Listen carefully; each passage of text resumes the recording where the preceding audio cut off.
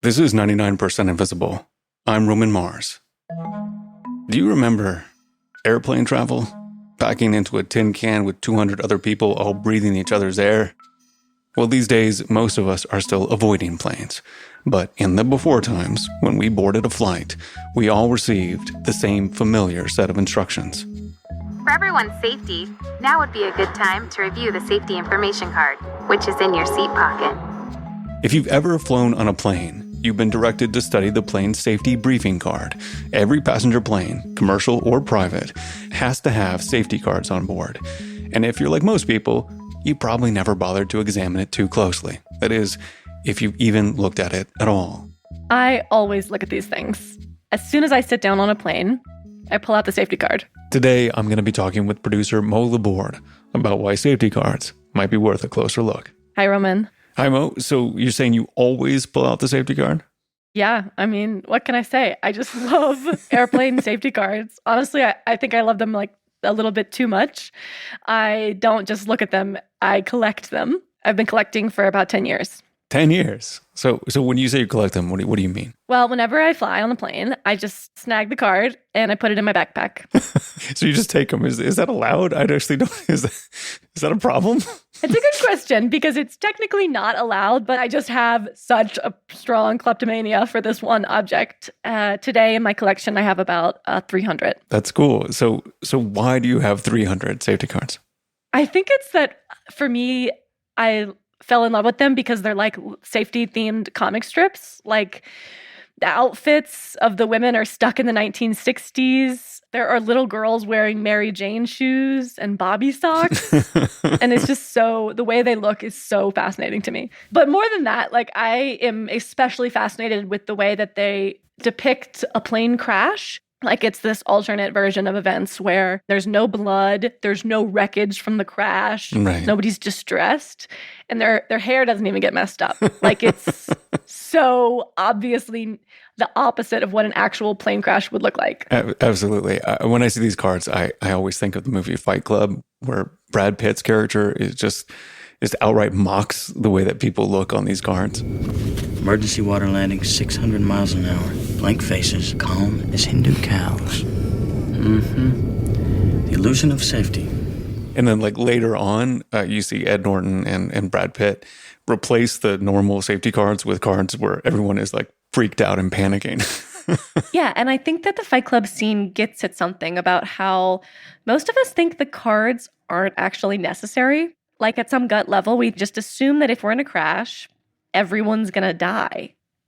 But then after I began collecting them, I started looking into the history of these cards and where they come from. And basically, what I learned is that we have that all wrong. Safety cards work. Really? I would not have thought that. Yeah, reading a safety card can save your life. But also, it turns out that safety cards have played a central role in our evolving understanding of how to survive a plane crash. All right, well, tell me more. What is it that we owe to the safety card? Well, to answer that, first, we have to go back a ways to a time when safety cards were pretty much useless. In fact, they weren't even really about safety.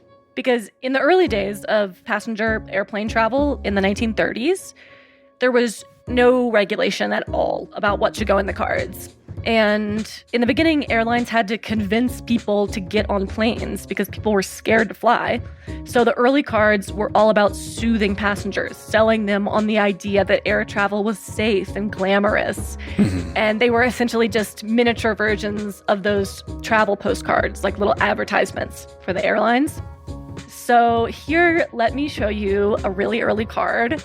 This one was made by Imperial Airways in the 1930s. Oh, okay. This one says Imperial Airways, comfort and convenience. And there's little cherubs carrying a fat, fancy man in a hammock. That's lovely. That is not the depiction of air travel in any way, shape, or form.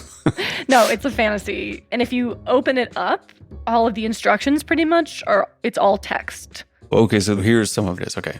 To inflate the belt, hold the air bottle, which you can feel inside the belt, in the left hand and press lever B upwards with the right hand. That is not very clear. Do you know what that means? No, I really don't.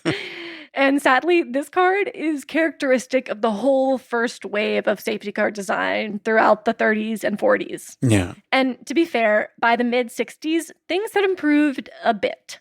You start to see these things called fleet cards, which were almost like spiral-bound booklets that contain the safety instructions for multiple plane models in multiple languages. But that often just made it harder to find the correct safety information because there were so many pages to flip through. So how did we get from that to the kinds of cards that we're familiar with today? Well, things really started to change in the late 1960s when airlines started noticing a troubling pattern when it came to crashes. Impact survival was possible, but not escape. Dan Johnson is a psychologist who specializes in airplane safety. And he says that in the 50s and 60s, air travel was growing increasingly safe. Planes crashed less often. And when they did crash, thanks to design improvements, those crashes were less fatal. All of which should have added up to more survivors. But unfortunately, those survivors were not always getting out of the airplane in time to survive. And I have to say, this is the part of the story that made me throw out everything I had assumed about airplane safety. Because it turns out that if you're in a serious crash, it's not the impact that kills you. There's very few accidents that kill everyone aboard. Instead, what kills you is what happens next. It's the smoke and fire inside the cabin after the crash. So the key to surviving is getting out of the plane as fast as possible. Huh. I guess I never thought about it that way before, that the important thing is just exiting the plane. Yeah, and this is the realization accident investigators had in the 1960s. They calculated that in your average crash, people had about 90 seconds to get out of the plane before it became, quote-unquote, unsurvivable. But again and again, they found that passengers weren't making it out in time. In one accident, for example, there were 101 passengers aboard, 4 survivors. And the people who were killed were not killed as a result of the impact, but because they couldn't get out through the door. Oh, that's so dreadful. Oh. It's nightmare fuel. And it was a nightmare for the airline industry, too. Which is why, in 1968, Douglas Aircraft decided to improve their safety record by hiring Dan, along with another guy named Bo Altman. I had never been on an airplane in my life. That's Bo. Like Dan, he's also a psychologist who specializes in airplane safety. But back when he was first hired at Douglas, he says he didn't know the first thing about air travel. Well, it's a lie. But I'd never been on one of those great big monster airplanes. So the first time he entered a proper passenger plane was to give it a safety inspection. And my first inclination was when I entered the back door of the airplane was, where are the exits? And I could not see any exits. I could only see the door which I came through. And I said, well, how does a passenger know where to go in the event of an emergency? So he started walking through the airplane, and he noticed all the doors were covered with curtains. And why were they covered? Was it just for aesthetics? Oh, yeah. They didn't want anybody to know that there was a possibility of an emergency exit there. They didn't want to talk about safety at all. And then he took a look at their safety cards. So I looked at it and I said, this is terrible. I said, it's all in 3 languages and no pictures or nothing. It was just read it and weep. And I said, we've got a problem here. We need to teach passengers how to get out of that airplane in a hurry. So Bo and Dan decided to found a company together to improve airline safety procedures. They called it the Interaction Research Corporation, and their specialty was running tests in mock cabins full of research participants. So Dan and I did tons of work on how do we get 450 people aboard that airplane off, everybody off, including the crew, in 90 seconds. And they would start by making each test as realistic as possible. They always made sure that there were X amount of people under the age of 6 and so many people over the age of 70. And they have only been given their passenger briefing like it would be on a regular airplane. And then they would just toss a smoke bomb into the fake plane cabin. Then, boom, lights go off. Emergency, emergency, evacuate, evacuate. release your seatbelt, release your seatbelt, get up, get up, get up, move, move, move, get to the exit. And then when they got to the exit, They would be 15 feet above the ground, and they had to jump into an inflatable slide in the dark, and they'd never done it before. and trying to get everyone moving as fast as possible, these experiments could actually get dangerous. I have no doubt. Yeah, they got a little out of hand. We tried to provide as much realism as we could without hurting people. We still hurt a lot of people. Early. Yeah, a lot of people got hurt jumping out of the slides, but nevertheless, we did it. Yes, it's for the greater good. Yes. And their tests were an information goldmine. All the participants would be wearing numbered vests indicating their seat number, their age, their gender. And Bo and Dan would be filming the whole thing to see who went where and who did what. I figured that I had looked at about 10,000 people over 10 years, looking at whether they sat down at the door sill, how long they waited, did they follow the behavior of the passenger in front. So, for example, with that thing Dan just mentioned, whenever people sat down at the door before going down the slide, they found that it took an extra half second per person. And if you got maybe 100 passengers going out a door, then that's 40 or 50 seconds.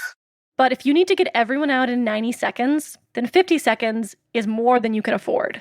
So I thought the jumping on the slide was a structural thing, but that's actually just a time thing? Yeah, I thought that too, that sitting down would damage the slide. Yeah. No, it's all about getting the passengers out as quickly as possible. Oh, that is fascinating. Yeah, but one of the most important things Bo and Dan learned was that one of the best ways to get out of the airplane on time was, surprise, to read the safety card. Wow, they're important. They really are important. When they had people read the safety cards, and when those cards had the relevant information, the evacuation times improved dramatically.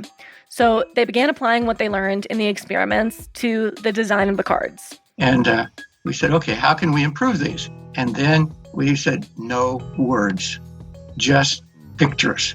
And then Bo and Dan would test the cards out on the public and see if people could understand the illustration. We'd say, have you got a second here, mister? We've got something here we'd like for you to take a look at and tell us what you think. And we have to have 90% understandability or we're not going to sell this card. And the result was cards that look a lot like the cards you see today. They used pictures to tell the entire story of how to exit the plane. And they zoomed in on specific important actions like how to open a door. And there were also things that you might not consciously notice, but which apparently really help, like using red for all the exit-related arrows and pretty much having no text on the card except for the word exit. Huh. Yeah, I've never really thought about that, but exit is the only word. Yeah, they just contained all these visual strategies that nudge the reader towards comprehension. And as a final little design flourish, instead of getting swallowed up by the seatback pocket, their cards actually fit, so the title would just peek out and sort of entice the passenger to open it up. And when they looked down, all they could see was just in case. Intriguing. Just in case. Just in case what? This is the ABC Evening News with Harry Reisner and Barbara Walters. Good evening. Yesterday, the averages caught up with the 747. Two of them, both on charter flights, both on the ground, collided at Tenerife Airport in the Canary Islands. The Tenerife crash in March of 1977 is the moment where Bo and Dan's cards really were put to the test. Because it involved two large planes, it's still the single deadliest aviation accident in history. Why it happened is kind of up for debate, but basically a 747 belonging to KLM, an airline carrier, collided on takeoff with a Pan Am 747 that was still on the runway. And the KLM plane tore the roof off of the Pan Am plane. Oh my God. Yeah. And on the KLM plane, everyone died. And that easily could have been the case with the Pan Am plane too. It got very hot inside the Pan Am plane because of the fuel. Fuel leaking down from the KLM plane into the cabin. So at a certain point, the conditions in the cabin became unsurvivable. But 67 people did survive. And it turned out that Dan and Bo designed the safety card for the Pan Am 747, meaning their card was the one on board the plane with the survivors. And one of them, at least, that I talked to said that if it wasn't for the safety card, he and his wife would not have gotten out of the plane. Wow, that's amazing. Yeah, apparently this one couple, Paul and Floy Heck, somewhat famously escaped the crash while clutching a safety card in their hands. And I actually have a copy of that safety card. Okay, so let me check this out. So it says 747, just in case, ... And you open it up, and it's really like the modern card, like has open up the door, jumping onto the slide, the layout of the plane. And it is a quantum leap forward over those ones you showed me earlier that were all text, and beautiful pictures, but really just impenetrable. It seems like one that would save lives. Exactly. And they really saw the fact that there were survivors in Tenerife as kind of a vindication of their work. And after Tenerife, Bo and Dan actually testified before Congress about the need for better airline safety procedures. And it's around that time that the all-visual safety cards became the standard throughout the industry. So did they learn anything else from the tragedy at Tenerife? Like, were there things that they discovered that they could have done better even? Yeah, that's a great question. Given that some of the survivors said the safety cards definitely helped them, why weren't there even more survivors? And they found that there are really two big hurdles preventing people from absorbing the information in the safety cards. The first is that when the crash happened, a lot of people just froze. Some of the survivors gave us some information on they were going down the aisleway to get to an exit, and there were people sitting there with their mouth open. They didn't know what to do. They didn't know what to move. They didn't do anything. They just sat there and died. Investigators at Tenerife found that some of the victims were still buckled in their seats. Like they were so shocked they couldn't even unbuckle their seatbelts. Yeah, it is pretty creepy. But it's also apparently common in plane crashes. It's called tonic immobility. And psychologists think that this is like a primitive defense mechanism, because one way to get a predator to leave you alone is just to play dead. And it turns out that this explains the thing that, from the beginning, I have found the most perplexing about the safety cards. Why in the world of the safety card is everything so orderly and sort of panicless? I think that there's a fear of being in an airplane accident, and anything that we do that might increase that fear would probably increase the incidence of tonic immobility. The placid faces, the perfectly coiffed hair, the very thing that Fight Club is making fun of. It turns out that is not like a shallow corporate marketing decision. Dan says the bloodless design is at least partially about keeping passengers from panicking even more and maybe even freezing up. So you mentioned that there are two big hurdles. One is that the people freeze up before using the information on the cards. What's the second big hurdle when it comes to safety cards? The second hurdle is something that we talked about at the very beginning of the story, which is that nobody reads them. Nobody reads Right. the cards. Besides you. Yeah. It turns out that the little just-in-case teaser doesn't really work that well. You're going to get a lot of people that says, I am not going to do that. I don't want to read this. I don't want to look at it. I don't want to do anything at all about it, period. I want to get to Dallas, and I don't give a shit about anything else. I mean, that's their attitude. Dan told me that even today, only 3 or 4% of passengers ever pick up the safety card. Is this why they now do safety videos, not relying solely on the cards?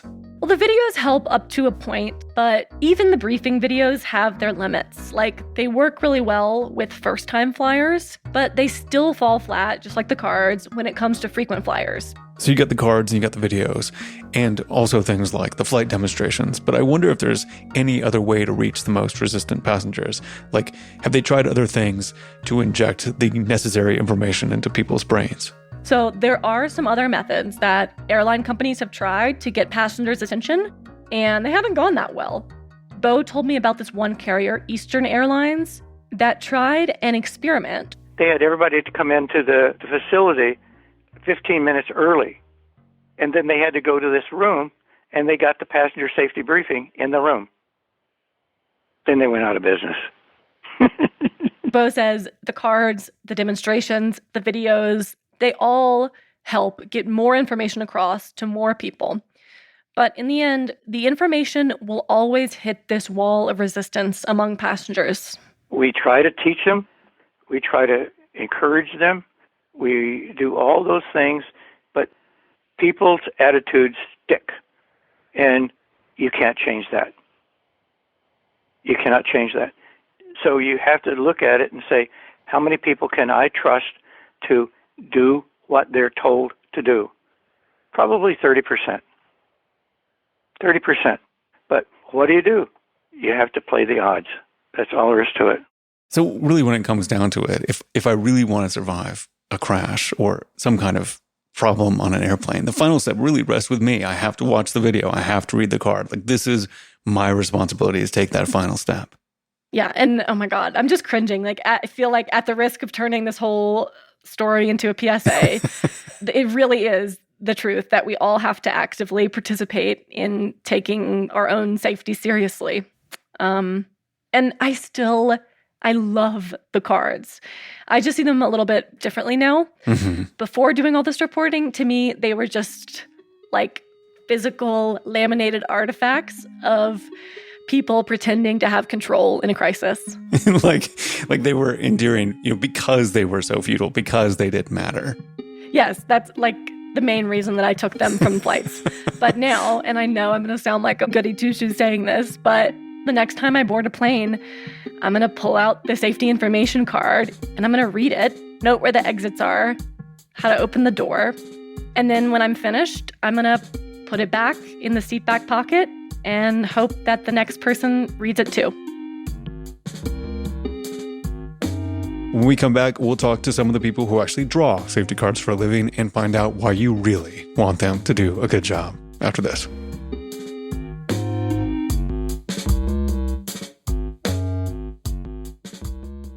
So we're back with safety card criminal Mo Laborde. So Mo, I know that there was some stuff that we couldn't fit in the piece, and you talked to other people besides Bo and Dan. Yeah, when I was researching this story, one of the things I learned is that Bo and Dan had all these great innovations, but neither of them were artists. Like, they don't draw the cards. So I got really curious about who it is that does the drawing, like what actually goes into creating one of these things. So I called up Brock Fisher and Larry Bruns. When you tell people this is what you do, what do most people say? One I get a lot is, that's a real job, or that pays the bills. I get that one quite a bit. Most people don't say anything.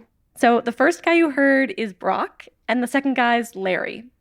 Together they comprise Air Safety Art International, and adorably, they are a grandfather-grandson safety card design duo. Nice. Love it. Yeah, and apparently major airline companies have their own in-house design teams, but smaller airlines turn to companies like Brock and Larry's to make their safety cards.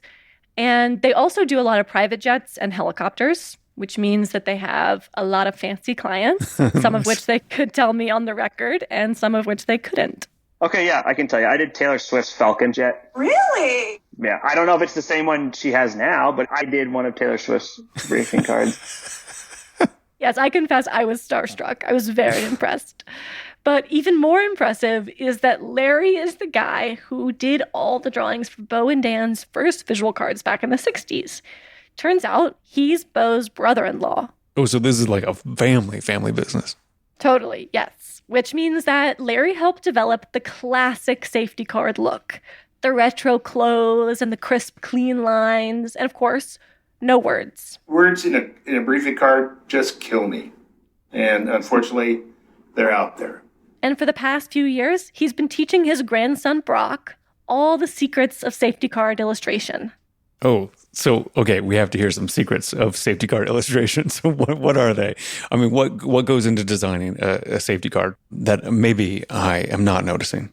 Well, the big goal is that grasping the information presented in the card should feel effortless. So it's trying to make sure that it's a little story and that the whole story makes sense without someone going, whoa, wait a minute. And that little story is the story of how you get off the plane. And it starts with making sure you understand where you are in the cabin. That's one that I kind of gets me when I'm on an airliner is if I'm looking at the card and I look up, do I see the same thing? And then they need to make sure that each scene in the narrative has only like a few key details that stand out. Things like, if in that aircraft, that handle is bright red, we need to show it bright red, not a generic gray or black. It needs to be red. Because if that's the only thing you remember, at least you know what you're looking for. So the premise is if I'm panicking, I just have this glowing red handle in my mind's eye from the card. And I'm just thinking red handle. And then when I see it, I'm like, success, then next step. Exactly, yes. But even conveying that is a lot of work because all the details you see in the card have to exactly match what's actually in the aircraft so that the passengers don't get confused. So Larry and Brock told me that they need images or samples of all of the objects in each carrier's version of each different plane. Right. Like, you would be shocked at how many different types of door handles there are, or safety vests there are. There are so many types of inflatable safety vests.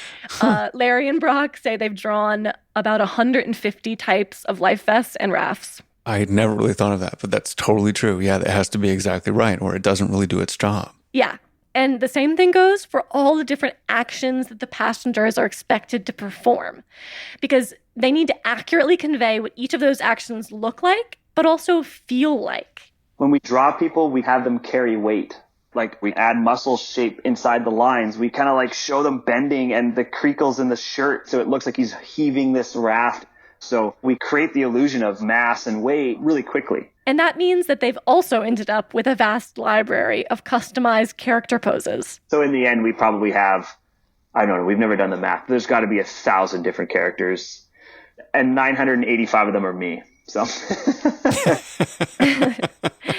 Yeah, this is the final safety card secret. Many of the characters you see in their cards, regardless of what they look like on the page, really, they're just Barack. Like, they're just based on photos of him in a nice pair of slacks and a dress shirt.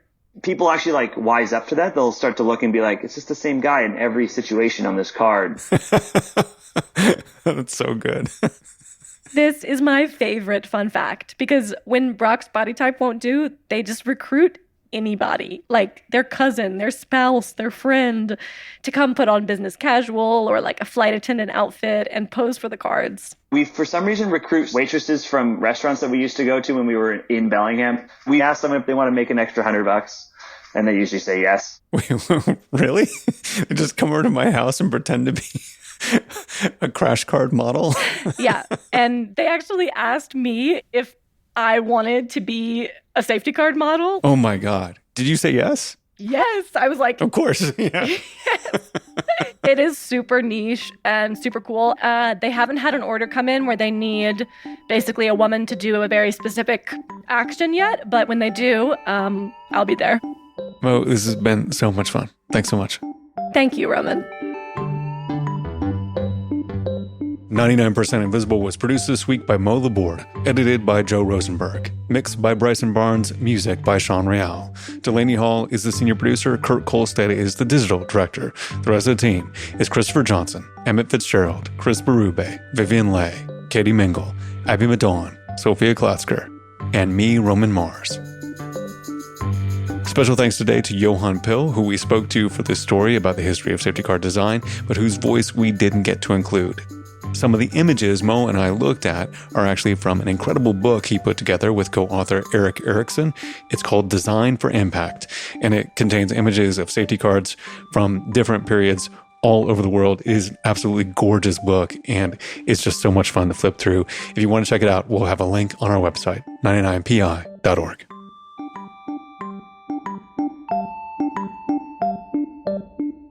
We are a project of KALW 91.7 in San Francisco and produced on Radio Row, which lives at the far corners of North America, but is centered in beautiful downtown Oakland, California. We're a founding member of Radiotopia from PRX, a fiercely independent collective of the most innovative, listener-supported, 100% artist-owned podcasts in the world. Find them all at radiotopia.fm. You can tweet at me at Roman Mars and the show at 99pi.org. We're on Instagram and Reddit too. You can now order our first book, The 99% Invisible City, at 99pi.org/book. We have links to purchase it anywhere you get your books, including signed editions and the audiobook. And if you did get a book and enjoyed it, review it somewhere. It's a huge help to us when you review it in lots of different places. For all your other 99pi needs, look no further than 99pi.org.